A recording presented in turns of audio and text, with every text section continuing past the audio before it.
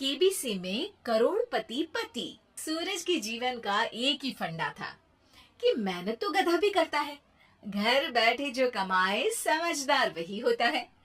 इसीलिए उसने कभी नौकरी ही नहीं ढूंढी। इस बात से हालांकि उसकी पत्नी शिखा बिल्कुल भी अग्री नहीं करती थी, पर फिर भी सूरज को समझाना बेकार था। टीवी में कैसे बनोगे करोड़पति का ऐड देखकर उसे लगा कि बस अब तो घर बैठे ही वो करोड़पति बन सकता है, और उसके पीछे उसने अपने सारे सोर्सेस एक्टिव कर दिए।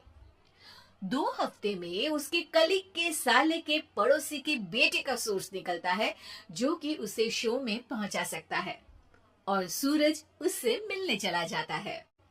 अच्छा, तो हमें मुकेश जी बता रहे थे कि आप हमें शो में पहुंचा सकते हैं।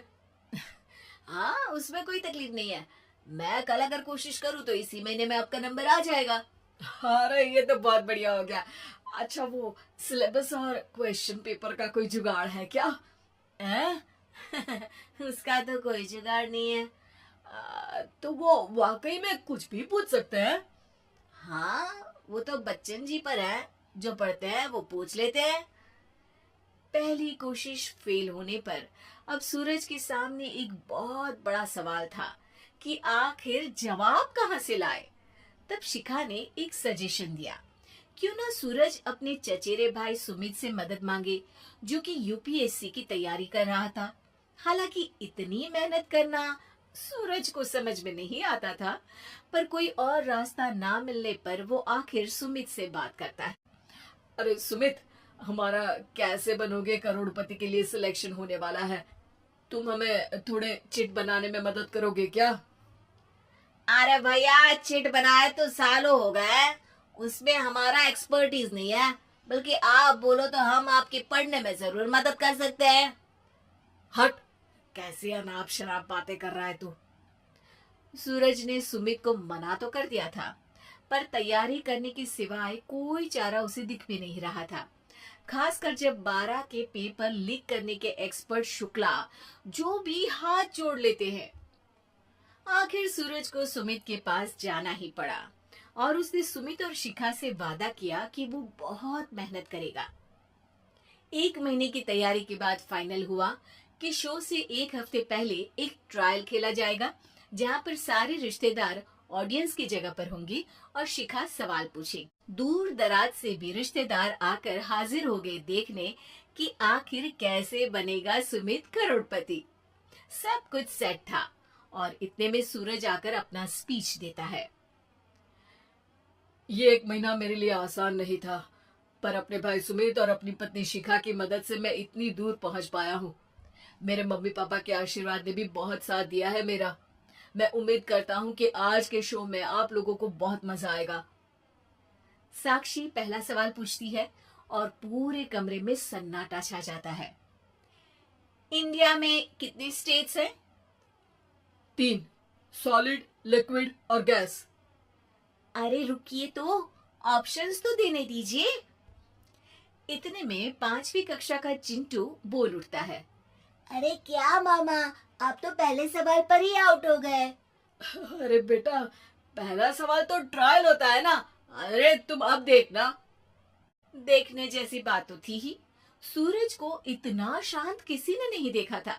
कभी कभी तो लगता था मानो सूरज आंख खोलकर ही सो गया हो। मामा जल्दी करो प्लीज, कल सुबह पनवेल भी तो निकलना है। अरे हट, कंसंट्रेट करने दे मुझे। 3 सवाल में 3 लाइफलाइन खत्म हो चुकी थी, और अब चौथे सवाल पर भी सूरज का मौन नहीं टूटा। पर सूरज अभी भी हार मानने को तैयार नहीं था। उधर हर कोई सूरज को छोड़ सुमित को देख रहे थे। आखिर सुमित ने ही तो पढ़ाया था सूरज को। गजब बेइज्जती है यार। अरे बेटा, तो बाप का, दादा का, भाई का, सबका नाम बुड़वाएगा। अरे 3 लाइफलाइन ले ली तो भी तेरा कुछ नहीं होना है। अरे कोई इतनी बात करता है क्या शो पर? अरे बेटा, शो पर तेरे जैसे भी तो नहीं आते ना।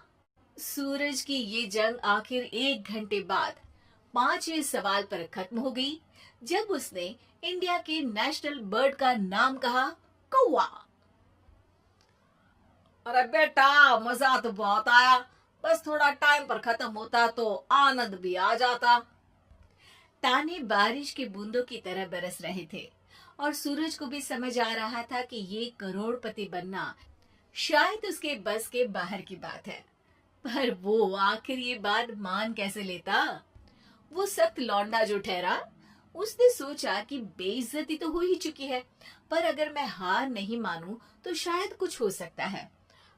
शिखा, तुम देखना, असली शो में आग लगा दूंगा, आग, करोड़पति बनूंगा मैं। हाँ, सब्जियां खत्म हो गई है घर पे, ले आओ। पहले पति बन जाओ, फिर करोड़पति बनना। अरे गजब बेइज्जती है यार। बेटा, अभी तो घर पर ही हुई है, एक हफ्ते में तो तुम देश के सामने करवा कर आओगे। वैसे जब टीवी पर जाओ ना, तो बस अपने मम्मी का ही नाम लेना, ठीक है? कोई पूछे तो बोलना कि पापा नहीं है मेरे। अरे पढ़ाई की, पेपर निकलवाए, इतने सारे लोगों को खाना खिलवाया, क्या फर्क पड़ा?